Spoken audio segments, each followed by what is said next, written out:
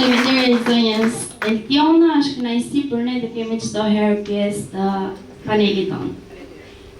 Do të vijoj më tej me një gazetare e talentuar, e bukur, dhe tani fjalimin e mban Kristina Korra.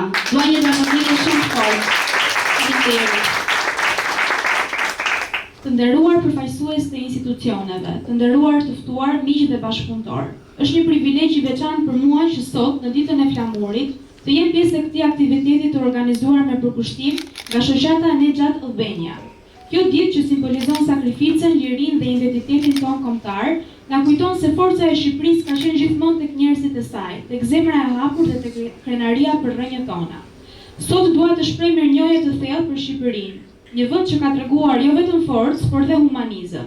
Shqipëria ka hapur dyert e saj për komunitete të huaja, për njerëz që kërkojnë siguri, dinjitet dhe një mundësi të re për të jetuar në paqe.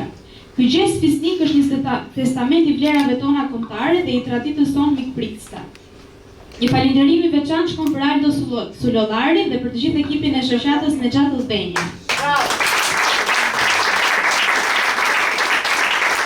Që me shumë profesionalizëm dhe përkushtim, ata kanë krijuar një sistem të qëndrueshëm dhe të organizuar që ndihmon refugjatët dhe komunitetet e huaja të ndërtojnë një jetë më të mirë, ndërsa njëkohësisht të kontribuojnë në krijimin e një imazhi dinjitoz për Shqipërinë në arenën ndërkombëtare.